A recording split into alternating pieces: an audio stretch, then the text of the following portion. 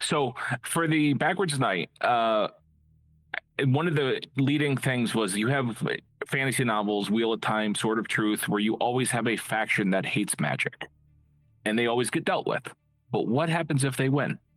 What happens to the world if they manage to do away with magic?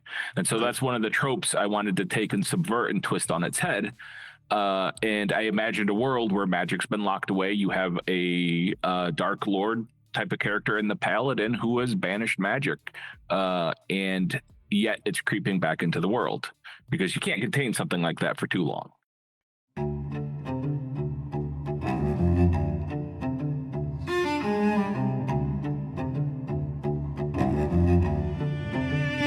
Fitz Of Writing.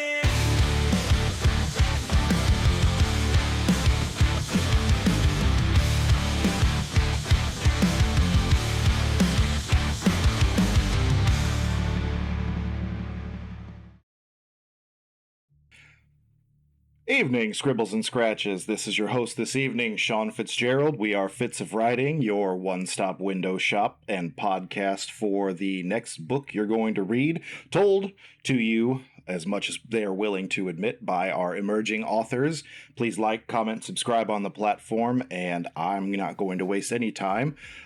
This week, Sir Dr. Duncan Cackleworth Esquire has brought us a sweet maker, scare taker, and fantasy writer. He's got two stories he wants to tell us about tonight, as far as I'm aware of what he sent us in his submission. Ladies and gentlemen, this is Matthew Siadak. How are you doing, Matt? Doing good. How are you doing? I'm doing great. Excited to get talking because if there was a genre I was ever going to pin down as probably my favorite, would be like some fantasy with eldritch horror. Makes me think of like Legacy of Kain and a whole lot of those others like fantasies. Love those games. Oh, you're my favorite. Perfect. Okay. That is what I like to hear. Every time I mention it, people are like, I've never heard of it. Legacy of Kain, Soul Reaver, those are some of my favorite games. God, they expanded my vocabulary 6 or 7 times bigger than a 12-year-old's should have been. Yeah, absolutely my favorite. I'm hoping that all of the renewed interest on it and everything lately is going to get us the final installment, but I will miss Tony J. But what are the two stories that you missed? What you told us about, and let me know if there's anything new on the horizon. So the two I told you about was the first and foremost. Let's start with fantasy, since we're already there. Is the Backwards Night. It's my love letter to all the fantasy novels I grew up with, as well as all the horror novels I grew up with. It is a classic fantasy adventure with some eldritch horror twists to it. So I love mixing genres together. This is a project my wife and I started, and we realized we had something, and she did the cover art. I told the story, and we ran with it. The second one is The Dark Side of Super. It's an interconnected collection of dark, gritty, realistic, superpowered shorts where each story takes a superpower and explores the cost of it, be it mental, physical, emotional, or otherwise. And it's a story told in 11 parts. Each of the 11 chapters is its own point of view character. You get a piece of the story, and by the time you get to the last one, everything kind of not necessarily wraps up neatly, but it opens up and it ties everything together in a certain way. I love a good anthology. What kind of superpowers are we talking about in the Dark Side of Super? I picked some of my favorites: time manipulation, teleportation, healing, mind control / being able to command somebody. What else was there? Duplication, shape shifting, a whole bunch of them. Wow. Okay. You gave really good sort of like elevator pitches for both of those. Just for my own musings here, what would you say kind of got you inspired with the eldritch horror aspect of your fantasy, and why is the night backwards? So for the Backwards Night, one of the leading things was you have fantasy novels, Wheel of Time, Sword of Truth, where you always have a faction that hates magic, and they always get dealt with. But what happens if they win? What happens to the world if they manage to do away with magic? And so that's one of the tropes I wanted to take and subvert and twist on its head. And I imagined a world where magic's been locked away. You have a Dark Lord type of character in the paladin who has banished magic, and yet it's creeping back into the world because you can't contain something like that for too long. And you have the backwards knight, the titular character, Orn. He's out trying to figure out why magic's returning, why it's corrupting people, why it's marking them, and why it's driving them to corruption. And so if you take a look at the paladin and his minions, his mooks, and then you take Orn, he's backwards to everything they are. Okay. Because he's actually trying to help. Okay. I like the magic as if it's a force of nature kind of thing. Yes. People are trying to kind of shove out of the way, or at least under everything else. Okay. When did each of these stories get released? When did you have them come out? So Backwards Night came out just this last August. Okay. Almost 10 years in the making. And I kind of snuck out the Dark Side of Super in the middle of working on the Backwards Night back in 2024, summer 2024. So back, but Dark Side of Super was actually a happy accident. It was not planned. It came to be, and I wrote it and took it. Not going to say no to a collection of stories. Yeah. Well, any sequels planned for either one, or like? So the Dark Side of Super, I've started drafting its follow-up, The Light Side of Villainy. And then I have a third one planned, The Narrow Path of Power. Okay. And then I'm currently in the middle of edits for The Forgotten Princess, which is the sequel to The Backwards Night. And then there's The Broken Sword.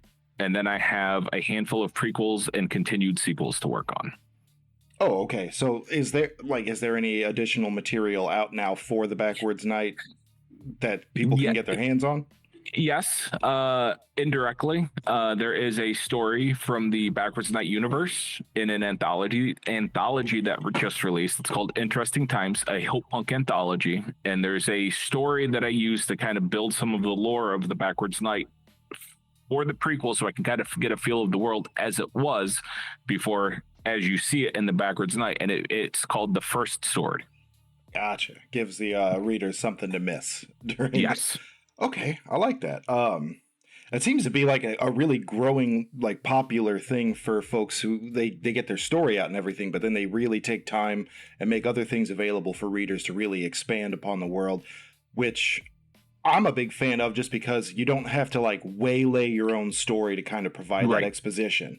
And it's a really interesting idea. I'm starting to really the more I chew on it, I'm becoming a pretty big fan of that. You said you got to follow up The Light Side of Villainy. Do you have villainous superpowers planned out on this next one? It's a little bit villainous superpowers. The first one is electronics control. And the absolute amount of chaos that you can get up to with something like that, and how it can end you up in a bit of hot water. It's similar vein to the Dark Side of Super, but I wanted to play with the idea of, here you have people that are effectively villains, but are they going to step up and do the right thing when the time comes? Always a fun sort of, I don't even know the word I'm trying to think of there, but it's a fun idea to play with. I enjoy that quite a bit. I love a redemption arc, for sure. Yes. Vegeta was always my favorite character in Dragon Ball Z. Okay. Well, so what would you classify genre-wise as the Dark Side of Super? Would that be hero fantasy?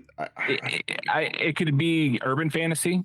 It could be superhero fantasy. That's usually how I refer to it, depending on if somebody I'm talking to looks like they might enjoy superheroes, I'll lean on that.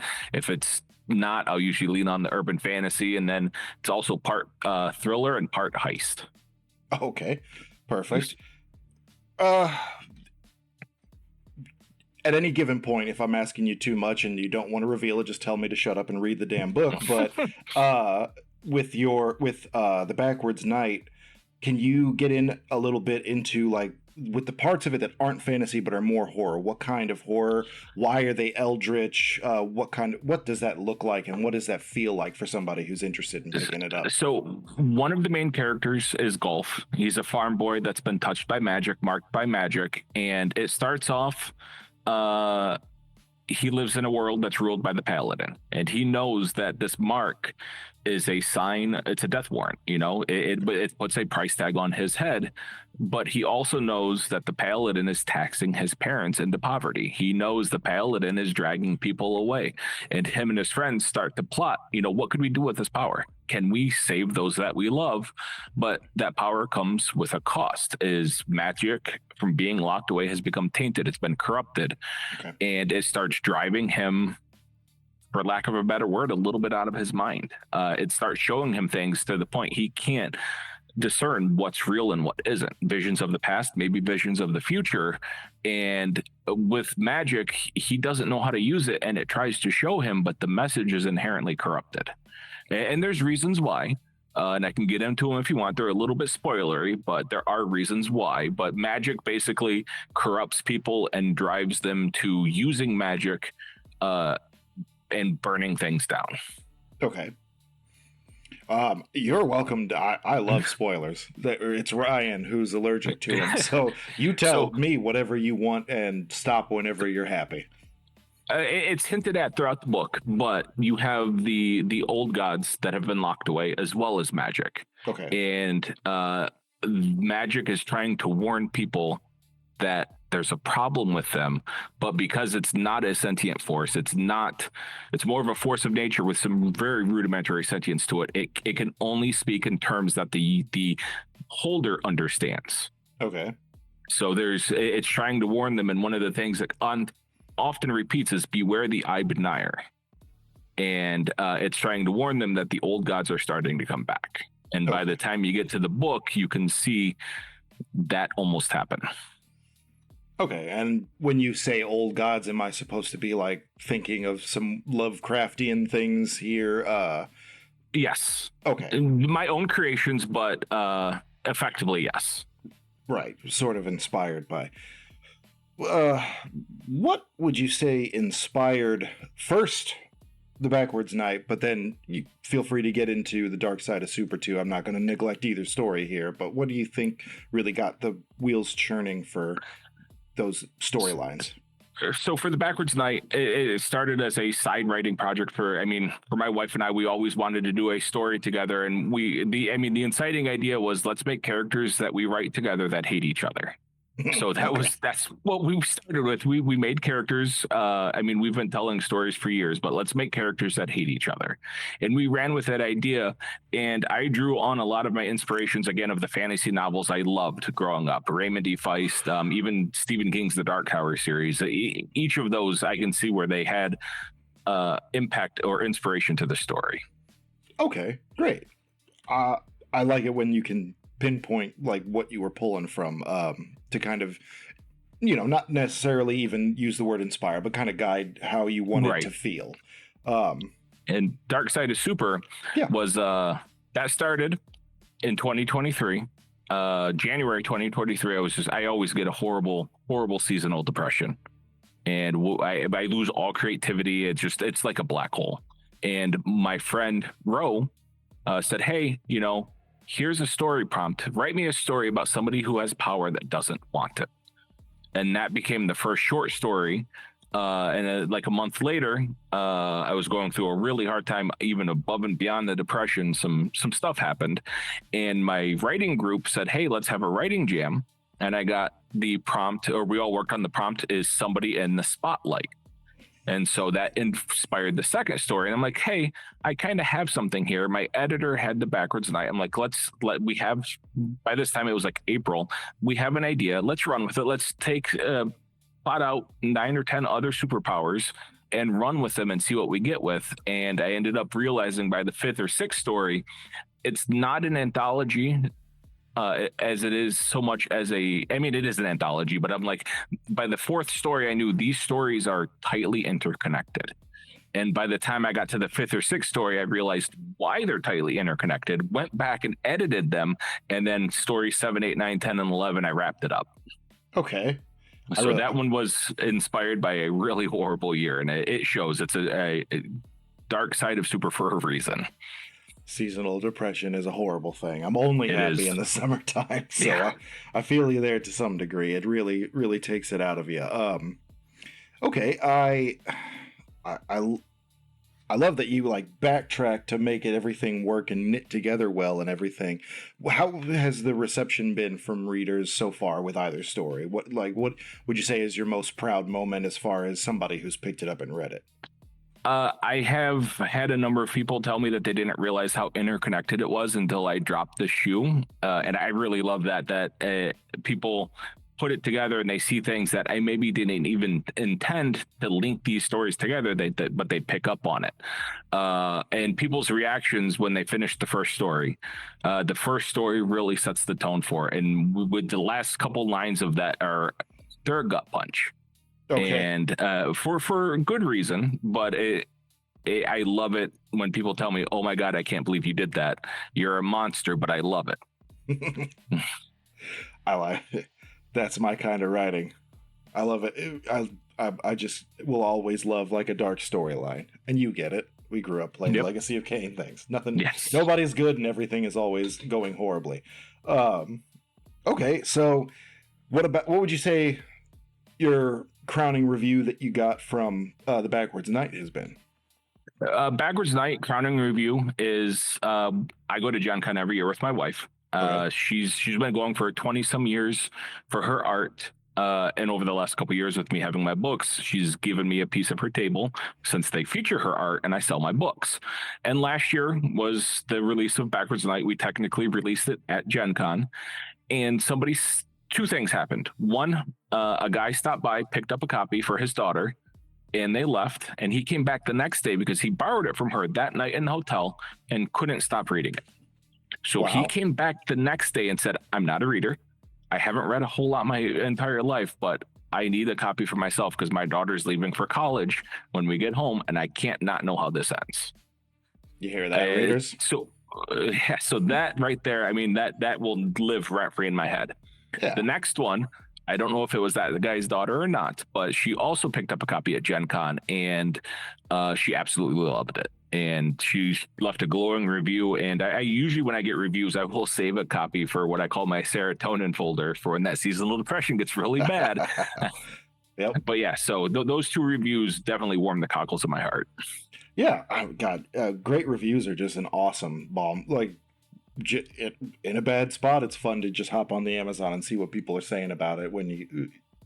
People that are actually leaving like good reviews that are longer than like 3 or 4 words, right? When you can be sure that they actually read it. That's always really, really like such an awesome feeling for, authors who are getting their feet dug in and everything and just getting started with this whole thing. Just so everybody knows, it's really, really helpful. Okay, really just have one more question, and I'm kind of stealing it from Ryan. But I really liked some of the answers that we've heard so far this season.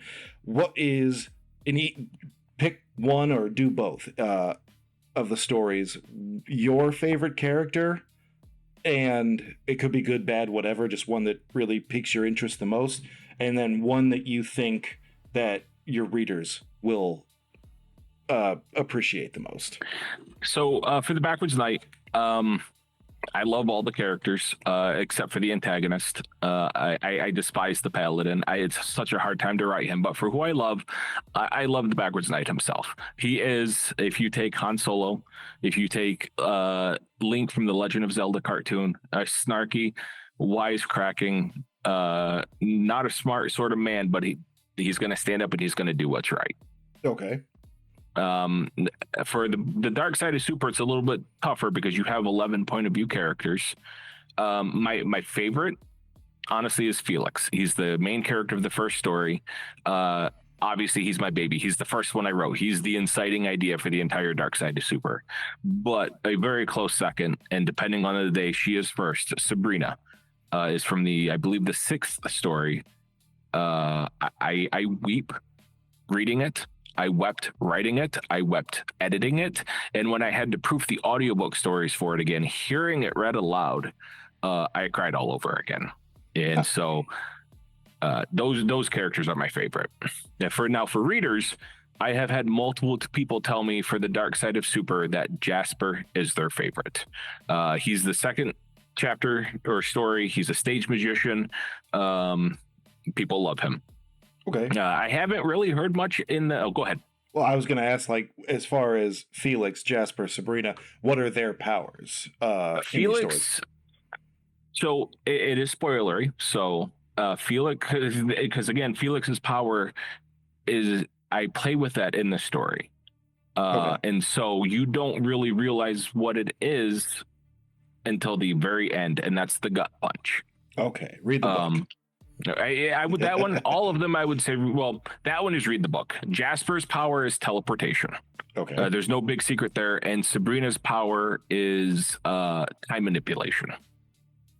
Awesome. All right. I love me some time manipulation. So, Yes. I'll have to check out Sabrina then. Okay. You were going to go on to who you think your readers will like in The Backwards Night. I have been told for what it's mentioned, people also mention Orn. Just again, he's your normal, average, everyday guy. He's not a hero. He's not actually a knight. He's self-trained and he's out there trying to find answers. And he's a smartass, right? He is me in book form. In one of the first scenes you see him in, he's facing off against some of the Paladin's knights, and he's been caught without a weapon. And so, how do you fight two guys that may have training that are also armored? And so he basically Three Stooges them. He wisecracks and angers them and makes them make mistakes so he can actually get rid of them. Cool. Okay. Your initial answer gave me one more question that I'm going to ask, and then we're going to switch gears. But why do you hate the Paladin so much? What is it about the Paladin that makes you so angry? It is very hard to get into his headspace. I mean, he is the person that hates magic. He is the person that has banished magic from the world. He's just full of hate. And it's something that is almost antithetical to the way I am. It's very hard for me to hate somebody. And the Paladin hates everybody. He's almost, whereas if you were to say I am Orn, the Paladin is almost my complete polar opposite. Okay. And it's very hard to put myself in his mindset. I could understand why that would be frustrating for you then. You don't spend any time. It's more of a writing question. So here, we're going to switch gears and we'll get talking into the writing, and I'll save that question and do my best to remember it. For everybody, anybody who doesn't know that watches this, that wants to know, how did your particular writing story get started? So early on, I want to say I was in first or second grade. I wanted to tell a story about a vampire baseball bat. And it wasn't a bat. It was a baseball with bat wings and vampire fangs. And I thought it was the cleverest thing ever. Obviously, it didn't really go anywhere, but I always loved reading. And I liked telling stories. Even to this day, if my daughter and I are on our walk, I'll be telling a story. But I met my wife late 90s, and it was in an online collaborative role-playing writing room. And that's where we met. That's how we got together. We started telling stories together. And from there, she always pushed me, I want more flavor crystals. I want you to tell me a story, and I want you to write me a book one day. And that's where The Backwards Night came from, is she helped me start it. We put down a rough draft of 2 books, and I took those, did world building around them, had to cut some things, had to add some things, but that's where it ended. Not ended, but that's where we're at today, is The Backwards Night. So I've been writing for as long as I can remember. Well, great. I always love to hear that when we have folks that are married or who are living with somebody, whatever you want to call it, in some kind of partnership, that when they kind of build off of each other. We've done a few co-authoring couples. We had them on the show and whatnot. It's just a very interesting thing to think about. Ryan and I are both really headstrong and kind of independent when it comes to the writing, so it's hard for either of us to wrap our head around the idea of sharing a project on any level. Our styles are different and everything like that, but we are fiddling with the idea of trying to do something down the line when this isn't keeping us so busy. But I think that's a really awesome thing, and it's got to be a great motivator. Somebody to kind of hold you to account whenever things are slipping and stuff like that. I think it was Gen Con 2016 when she told me, we started this. I want you to do something with it. I'm like, fine, I will. And I made the promise to her and to myself. And I went walking around. Have you ever been to Gen Con? Do you know what it is? I'm unfamiliar. If you want, Okay. tell everybody. It is the biggest gaming, Dungeons and Dragons, Magic, games like that convention in North America. Okay. 70,000 this year or last year it was 70,000 people. So she's been going for 20 some years for her art. I took a walk around the exhibitor floor and I found a guy that made charms with inscriptions on them. So I got the names of our characters, Orn and Princess Layla, engraved on little charms on a bracelet for her. And I'm like, this is my promise to you. I will write this book. I will write this series. And I lived up to that. Very cool. The Dungeons and Dragons is something I've noticed popping up a lot in our interviewees as well too.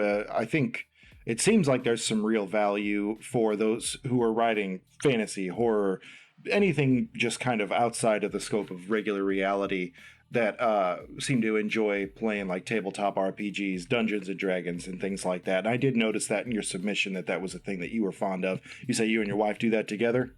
Yep. Currently, we're playing a game every Friday night. For the longest time, I was a player, and through the pandemic and everything, it's very hard being an adult too to put a table together of local friends. So I did some investment into a program called Foundry Virtual Tabletop, and so I can play games with some of my writer friends and my wife, and we do that every Friday night for a couple hours, and we're running a very dark adventure path. Okay. Well, I'm the one who gets lost when you start talking about stuff like that. That would be Ryan's forte. But I'm sure that we'll be doing our best to have you back on at some point so that we'll switch up on you and then you and Ryan can talk about more of the mechanics of it. But it definitely feels like folks who exercise with that, their creativity with that, I should say, fairly recently, get to have some really good ideas and a much more fleshed out, sizable world too.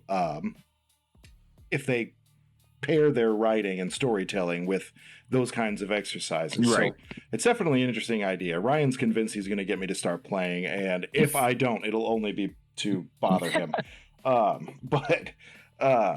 Okay. As far as the question that I was going to ask right at the end of us talking about the story portion, as far as getting into the head of the paladin and everything, and just finding him so hard to relate, would you say that he's kind of like an older style villain where there's just not really like a relatable or redeeming quality to him that anybody's going to find? Or that's how we started. Yeah.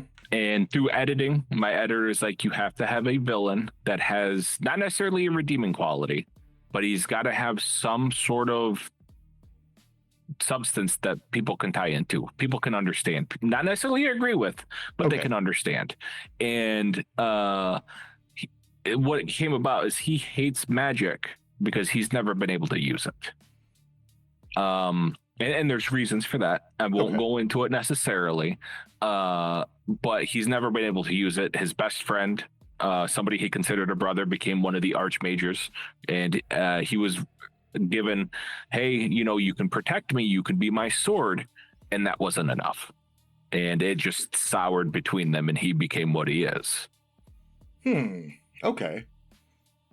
I think that's probably good enough, and it still just makes him like a through and through undesirable dude to be around. Yes. It sounds like, and wants to ruin it for everybody because it was ruined for him. If he can't have his toy, nobody else can. Nobody gets toys at all. Right. Okay. Cool. I was curious about that, but I figured that might be more like, to the writing standpoint. As far as, going deeper into the writing, I won't lie, like, the Backwards Night grabbed my own personal curiosity, so I'm definitely not trying to exclude anything you would have to say about the dark side of Super. But as far as the Backwards Night goes, it sounds like a mix of genres with the horror and the fantasy and everything. And how abruptly do you kind of like to write the shift between those two, kind of with the atmosphere and the tension changing and everything? Like, how do you like to handle that? I like to handle it gradually, right? Is you one of the reviewers I've had recently called it out, but you experience the descent into the horror the same time Golf, the Magic Touch Farm Boy does, right? As he's losing his grip on reality, you can start to see that there's something darker out there. And by the time he reaches the apex of his journey, you're staring it in the face, or it's staring you in the face, depending on how you want to look at it. Okay, so it's like a looming threat that Yes. is just building up throughout the story and shows up fully at the climax. More or less. Yes, that's exactly it. Right. If I ever ask a question, just tell me. Like, no, we're not going to talk about that. Okay. It's hard for me to think of a question that's in a similar vein for the Dark Side of Super, just because it's such a it's anthological. well, it's an anthology, but it is, like I said, it is a tightly woven together collection of stories. Right. So by the time I realize there's a common theme, each of the stories bring about their own dark side, but each story also gives you a breadcrumb of what the heck's going on here. By the time you go through each of these stories, you can see each of the characters has a handler that is guiding them in a certain direction or is forcing them to do something they might not want to do. Okay. And by the time you get to the 11th story, you find out why. You find out what all of the Dark Side of Super has been about the entire time. And it's a play on words, the title, in that superpowers come with a cost. They come with a dark side. Yeah. But what is the darkest side of superpowers? It's not that only heroes have them. Or rather, it's not that there's only heroes, right? There's villains too. So the dark side of super is literally villainy. And so by the end of the book, you realize exactly what that means. Okay. I feel like, so that's more like less of a, squid-faced old god, Right. Coming out of the ocean, but more of like a more, what would you say, existential kind of problem. That's exactly it. Okay. All right. Well, I mean, that's a lot of subject matter and two stories to go through, kind of batting the ball back and forth there. But I like the subject matter and the questions that you ask and everything. Are there, other than what you've given me so far with either story, would you say that there's an overarching theme that you had in the back of your head while you were putting them together? Anything that we haven't talked about? For both of them, it's that normal people can stand up against the rising tide of darkness. Normal people can affect change for the better or for the worse. Okay. And having power isn't always what it's cracked up to be. Agreed. Okay. Good. And hope always remains in the darkness. No matter what, there's always hope. Okay. And as far as with taking your themes, your storylines that you come up with and everything, how do you put your stories together? Do you outline them and plan them out pretty in depth beforehand? Do you just fly off and see what happens somewhere in between? So I used to be a dedicated pantser. Fly by the seat of my pants, sit down and put on a playlist and just start jamming and hope I get something out of it. That's what Backwards Night was. Again, with my wife, we just told a story. We had an idea. We had characters that wanted to hate each other. We had a world where magic's gone away, and we ran with that. And obviously it took me 10 years to get it into a polishable state. So I realized through my editor, she helped teach me, you don't necessarily need to go, she's a full plotter. She's got outlines, she's got everything like fully plotted out. I can't do that. That's not the way my brain works. But I learned for the Dark Side of Super, okay, these are the 10 or 11 superpowers I want. These are the characters that have them. These are their handlers. And then through the course of editing, I'm like, okay, these are how the stories tie together. These are the handlers that I'm going to cut because I don't need 22 total characters in this book. So it was just a lot of, I plotted as best I could without going overboard. And then I fixed as I went along to tie the stories together. Again, like by the stories, like 6 or 7, I knew there was what was waiting at the end. So I went back and dropped some hints, found some hints I organically left without realizing it. But I am at this point what you would call a planter. It's between the two. I have to do some sort of foundation there, but I do my best writing when I just let the words flow. Great. Okay. Well, I'm always going to be happy to hear that somebody does some kind of planning. I cannot wrap my head around being like a full-blown pantser. That scares the crap out of me. Okay. God, I sound like a ripoff here this episode, but I've got another question I wondered if you would have an opinion about that I'm stealing from Ryan. What is something about you've got your inspirations for your stories, you've got who you like to read and everything, but what is something about stories that are coming out nowadays, modern fiction, it could be fantasy, it could be horror, whatever, that you abhor, that you just hate? Oh, wow, that's a tough one. Well, you think about it for a moment, but be honest. It can be a hot take. One of the things I really hate is when stories just off a character for no reason. Okay. Like literally no reason. I have quit without getting spoilery a 18-book series because they offed a character, and it's not just because they offed the character. They offed them in like the most asinine way. It's just like, boop, you're gone. Oh. And I understand character death, but when it gets gratuitous and stuff like that, I don't like it. Like completely grimdark, it's got to be done right. Like it can't just be everybody dies for no reason. Like Abercrombie, I really got into those books. You had people trying to be better and failing, but they tried. But it's not just, I don't know, gratuitous violence grimdark. I just can't get into that. Sure. As long as I'm with you there with the death and everything. That's especially with the line you said about people trying to be better and then failing. Like statistically does not always work out. So sometimes you've got to do it, even if it doesn't serve a purpose moving forward in the story, just for the groundedness of it, I guess. Not everybody always makes it to the finish line, and a story's kind of stale if they do. If it's a violent one, I guess. But right. Okay. That's an interesting answer. We haven't got one like that before. I think last week, the one that came out, the guy was just really mad about how covers are structured nowadays. I mean, I can get on that too. I miss old style fantasy covers. I miss having artwork. Again, one of the reasons my wife and I want to do a book and why I went self-publishing is I wanted control over the cover. I wanted her art on the cover of my books. I didn't want. Okay, so there's an author I really, really like. Okay. He did a fantasy series, a handful of fantasy series, and he had beautiful artwork on his covers. And for Christmas last year, my wife got me the latest release, and it shows up, and there's no art on it. It's just a symbol, and it's like, one, I don't like it. Two, it doesn't fit with the rest of the books on my bookshelf anymore, and I haven't been able to bring myself to read it yet. I love book covers, so I can agree with that one.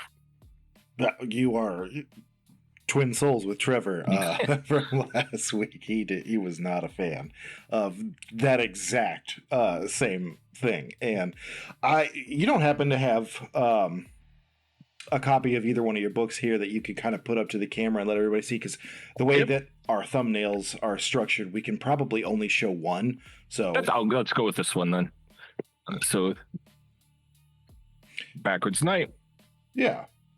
Back it up a little bit. I remember that Ryan, that was the one that Ryan saw when you submitted, and he was like, I really like that. As far as, so let's talk about, you decided to go indie just so that you could have that control over how you edit, the cover art and everything like that, so that you can really get your vision out there.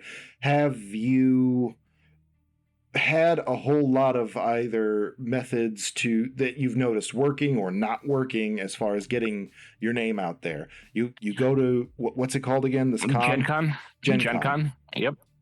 And so there's go ahead. Well, I was going to say, just how does that work for you? Do you see some sales pretty often when you're there? You get people picking your book up and looking at it? Yep. I won't say I have a lot of sales because because we're both together, we have a table on the actual exhibitor floor. I'm not in author's alley. I'm not in artist's alley with her. We are out and we have our own booth. And I won't lie, her art is beautiful. And it tends to, people walk up and see that up here, and then they don't necessarily look down at the books. But I've had decent sales, nothing to shake a stick at whatsoever. But I try to be consistent across social medias. I try to make some fun or exciting marketing videos for them. I've been getting into learning some video editing. So I try to be consistent and to shout and scream into the void as best I can. Yeah.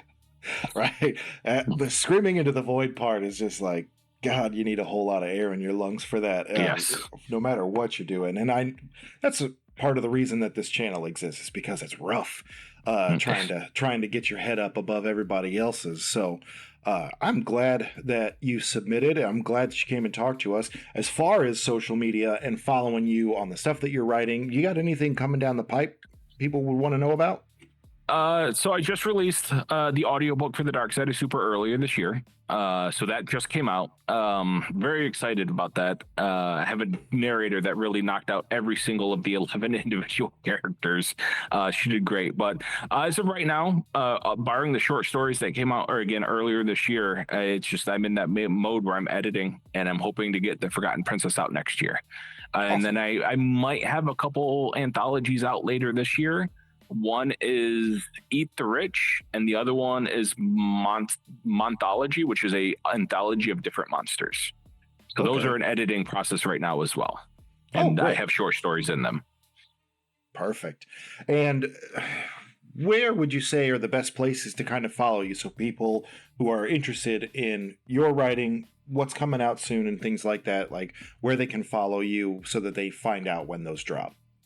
Best place, I'm most active on Threads as Backwards Night, and Blue Sky is backwardsnight.com. Okay. Yeah, Blue Sky. And then I do some, like I said, I try to post some fun videos on YouTube. Those are the three places I'm most active. But if you want to see what I'm up to, most of those updates come across Threads and on Blue Sky. Okay, what's your YouTube handle? Backwards Night. Backwards Night. All right. I don't think that was in. If it was in the submission, I didn't see it, but I'll put that. I might not have been using it at that time. That's a relatively new thing I've been trying. I used it for a while, then I got lazy with it, and I'm trying to bring it back. No worries. We'll put all of that stuff down in the video description for anybody to kind of click on and get over there to those things. Where can they get your books at? Where's your favorite place for people to buy your books from? Obviously, directly from me. I have signed copies. I have swag. I got prints of the cover art for both of the books. I have prints of the map for the Backwards Night. But I've made them as widely available as possible. You can get them on wherever you get books from. You can ask your local libraries to order them, because libraries need our support right now more than ever. But anywhere you get a book, you should be able to find both of them. Awesome. Okay, well, I'm glad to hear that. That's great. This was a pretty interesting talk. I feel like it's hard to believe that it's gone on as long as it has, because I feel like it's been bang, bang, bang, bang, bang. But I'm about out of questions for you for the time being. I'd definitely like to have you back on the show and see how you do with Ryan. Do you have anything you want to say to everybody before we go ahead and wrap this up? Hey, if you pick up the books and you read them, I hope you like them. But that's it. Just keep hope alive. That's all it really is. Be nice and be kind to each other and keep hope alive. Perfect. Couldn't be said better. On our end, please like, subscribe, share this video, get Matt Siadak out in front of everybody that you can, and hopefully we have him back on the show some other time. Like, subscribe, semper scribe, whatever Ryan says. You all have a wonderful evening. We'll go ahead and fade to black.